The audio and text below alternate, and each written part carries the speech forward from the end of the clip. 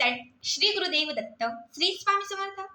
तुम्हा सर्वांचं आपल्या स्वामी शक्ती या चॅनलमध्ये मनापासून स्वागत आहे। स्वामी तुम्हा सर्वांच्या सर्व चांगल्या इच्छा पूर्ण करोत एवढीच स्वामींच्या चरणी प्रार्थना करते आणि आपल्या आजच्या या नवीन आणि सुंदर व्हिडिओला पुन्हा एकदा नव्याने सुरुवात करते। बघाच बुधवार, खरं तर आज संकष्टी चतुर्थी। अगदी प्रत्येकाच्या घरामध्ये सकाळपासून गणपती बाप्पांची काही ना काही सेवा उपाय हे नक्कीच झाले असतील। खरं तर आज करावयाच्या बऱ्याचशा सेवा आणि बरेचसे उपाय हे मी तुम्हाला मागच्या बऱ्याच व्हिडिओमध्ये सांगितलेले आहेत। बघा, चतुर्थीचा जो दिवस आहे तो गणपती बाप्पांना प्रसन्न करण्यासाठी, बाप्पांची कृपा प्राप्त करून घेण्यासाठी, आपली एखादी अडलेली किंवा इच्छित मनोकामना असेल ती मनोकामना पूर्ण करण्यासाठी आणि आपल्या आयुष्यामध्ये असलेलं जे काही दारिद्र्य आहे हे दारिद्र्य संपवण्यासाठी हा दिवस अत्यंत महत्त्वाचा आणि विशेष मानला जातो।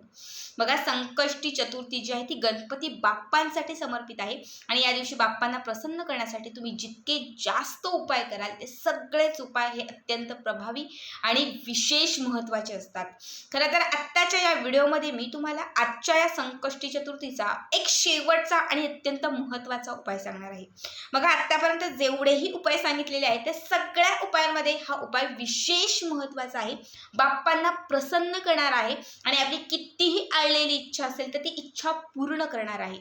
खरं तर बघा, चतुर्थीचा दिवस असेल, पौर्णिमेचा दिवस असेल किंवा एकादशी असेल, अमावस्या असेल, हे विशेष दिवस, विशेष तिथी, विशेष मिती जे आहे ते उपाय आणि सेवा करण्यासाठी अत्यंत महत्त्वाच्या मानल्या जातात। बघा, चतुर्थीचे ज्यांनी बरेच उपाय केलेले आहेत की ते आम्ही सकाळपासून खूप काही करत आहोत, आमच्या आयुष्यामध्ये ही अडलेली इच्छा आहे आणि ती त्वरित पूर्ण व्हावी असं मला वाटत आहे, त्यासाठी आम्ही सकाळपासून खूप काही करत आहोत, तर त्यांनीही हा उपाय करायचा आहे। आणि ज्यांनी काहीच केलेलं नाहीये, ज्यांना आज दिवसभर जास्त सेवा उपाय करताच आलेले नाहीयेत, ताई मला करायची इच्छा होती पण आम्हाला काही जमलेलं नाही, तर त्यांनी तर हा उपाय आवर्जून करा। संपूर्ण चतुर्थीच्या व्रताचं फळही लाभेल आणि कितीही अडलेली जी इच्छा असेल ती इच्छाही पूर्ण होतील, कामांमध्ये येणारे जे काही अडथळे असतील ते अडथळेही दूर होतील आणि तुमची सर्व कामे जी आहेत ती मार्गी लागतील।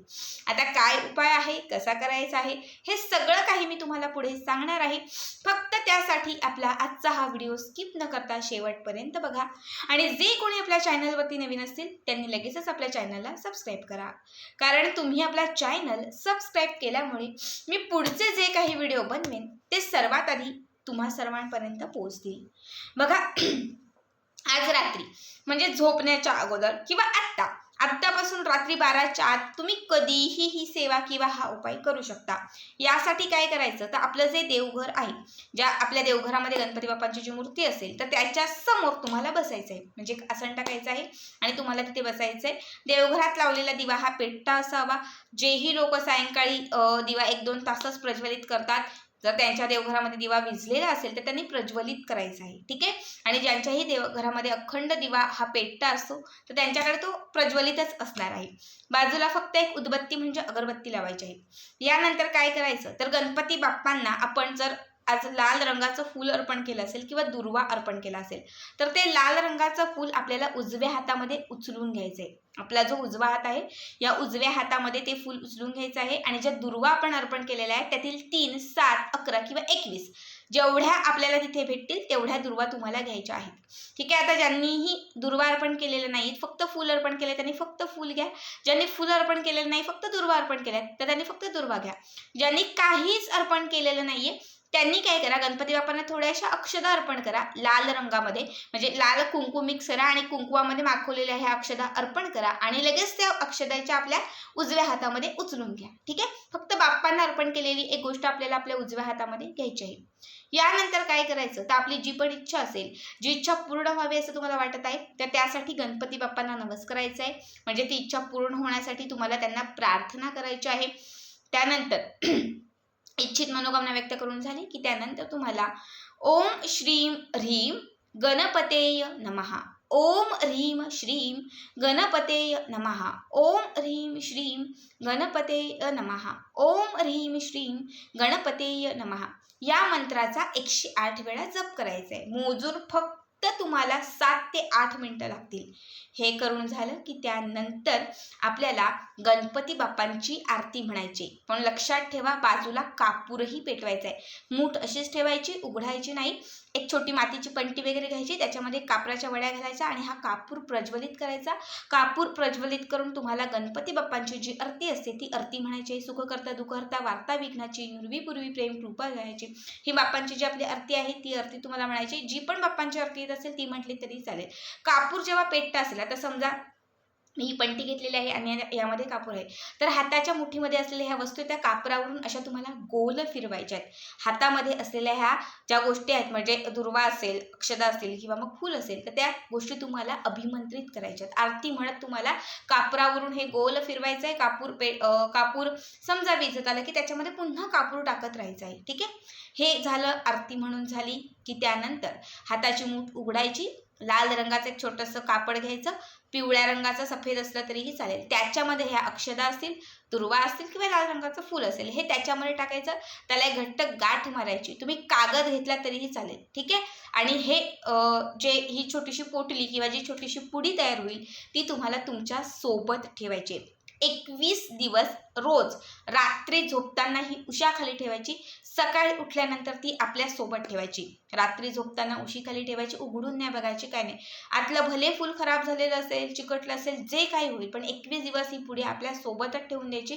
झोपताना उशीखाली आणि दिवसभर सोबत ठेवायची. 21 दिवस पूर्ण झाले की त्यानंतर 21व्या दिवशी ही पुडी किंवा ही पोटली निर्माल्यात टाकायची. पुढची चतुर्थी येईल, सेम त्या चतुर्थीला पुन्हा सेम आत्ता सांगितलेलं आहे त्याच पद्धतीने हा उपाय नव्याने तुम्हाला करायचा आहे. बघा, खरं तर दुर्वा जो गणपती बाप्पांना अत्यंत प्रिय आहे, लाल रंगाचं फूलही बाप्पांना प्रिय आहे. जेव्हा तुम्ही आजच्या दिवशी म्हणजे रात्री झोपण्यापूर्वी ह्याच गोष्टी ज्या आपण बाप्पांना अर्पण केल्या होत्या त्या हातामध्ये घ्याल, जेव्हा बाप्पांकडे तुमची इच्छा व्यक्त कराल, ह्या गोष्टी अभिमंत्रित कराल आणि अभिमंत्रित केलेल्या ह्या गोष्टी जेव्हा तुम्ही स्वतःच्या सोबत ठेवाल, तेव्हा लक्षात घ्या, गणपती बाप्पा जे आहे ते सदैव तुमच्याकडे आकर्षित राहतील. कुठल्याही प्रकारची बाधा येडापिडा जर तुमच्या अवतीभोवती असेल, कुठली नकारात्मक शक्ती जर तुमच्या अवतीभोवती वावरत असेल, त्या वाईट शक्तीचा, नकारात्मक शक्तीचा नाश होईल.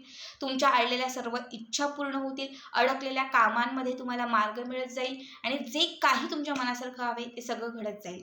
खरं तर रात्रीच्या सुमारास केलेल्या सगळ्या सेवा ह्या अत्यंत प्रभावी मानल्या जातात, कारण यावेळेस शक्यतो जास्त लोक सेवा करत नाही. त्यामुळे दैवी शक्तीची जी ऊर्जा असते ना ती यावेळेत दुपटीने असते आणि रात्रसेवा म्हणून जास्त प्रभावी असतात. जेव्हा तुम्ही बाप्पांची आरती म्हणाल, बघा, आरती आपण का म्हणतो तर देवांना जागृत अवस्थेत आणतो. जेव्हाही आपण आरती म्हणत असतो तेव्हा खरंच निद्रा अवस्थेत असलेले जे देवी शक्ती असते त्यांना आपण जागृत करत असतो. जेव्हा तुम्ही ह्या वस्तू हातात घेऊन जेव्हा अभिमंत्रित करत तुम्ही बाप्पांची आरती म्हणाल, तेव्हा लक्षात घ्या, गणपती बाप्पा जे आहेत हे जागृत अवस्थेत येतील आणि त्यावेळेस तुम्ही जे त्यांची सेवा करत असाल ती त्यांच्यापर्यंत पोहोचली जाईल. तुमची जी काही इच्छा असेल ती इच्छा त्यांच्यापर्यंत पोहोचली जाईल आणि जेव्हा तुमची इच्छा, तुमची सेवा त्यांच्यापर्यंत पोहोचली जाईल तेव्हा नक्कीच तुमची किती कठीण असणारी जी काही इच्छा असेल तर ती इच्छा पूर्ण होईल. अत्यंत साधा सोपा उपाय सांगितलेला आहे. ज्यांच्याही आयुष्यात खूप अडथळे आहेत, दारिद्र्य आहेत, त्यांनी हा उपाय आवर्जून करा. आता समजा महिलांनी हा उपाय केला तर ही पुटली किंवा ही जी पुडी आहे ही तुम्ही तुमच्या मुलांच्याही उशीखाली ठेवू शकतात. मुलांना यश मिळावं असं वाटत असेल तर मुलांच्या उशीखाली ठेवून द्या. मुलं जेव्हा अभ्यासासाठी किंवा नोकरीसाठी बाहेर पडतील तेव्हा त्यांच्या बॅगेमध्ये ठेवून द्या, तरीही चालेल. पतीसाठी केले असेल तर पतीच्या उशीखाली ठेवा. जेव्हा ते कामासाठी, व्यवसायासाठी बाहेर जातील तेव्हा त्यांच्यासोबत ही पोटली द्या. तर आजचा हा उपाय कसा वाटला कमेंट करा आणि असेच पुढचे व्हिडिओ पाहण्यासाठी चॅनलला सबस्क्राईब करा. श्री स्वामी समर्थ. जय जय स्वामी समर्थ.